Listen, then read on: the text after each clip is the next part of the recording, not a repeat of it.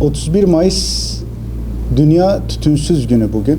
Yeşilay'ın 5 başlıktan mücadele verdiği tütün bağımlılığıyla ilgili 2022 Dünya Sağlık Örgütü'nün verilerine göre 13 ile 15 yaş aralığında çocuklarımızın 37 milyonu tütün kullanmaktadır.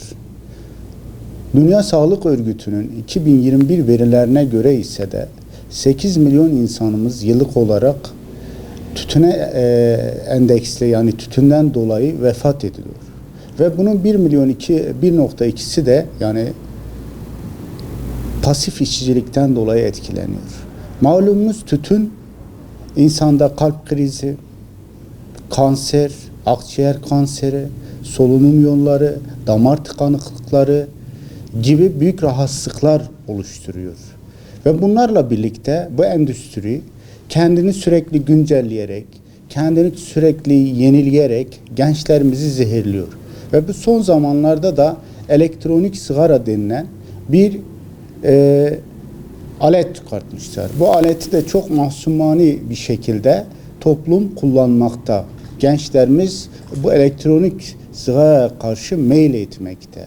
Ve malumunuz olduğu gibi dünyada 8 milyon insanın ölümüne sebep veren bu tütünün gençler ve çocuklarımız üzerinde büyük bir etkisi var.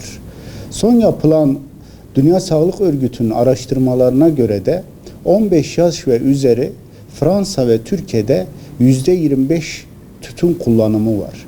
Ve bu tütün kullanımı diğer bağımlılıkların bir alt başlığı oluyor.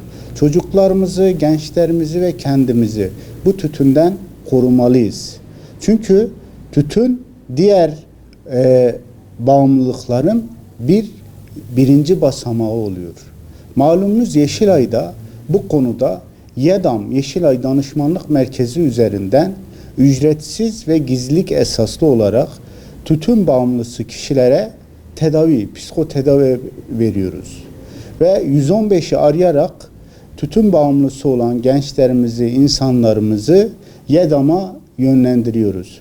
Dünya Tütünsüz Günü münasebetiyle Yeşilay 107 YEDAM şubesiyle ve 2 rehabilitasyon merkeziyle ülkemizdeki çocuklarımızın, gençlerimizin, insanlarımızın hizmetindedir.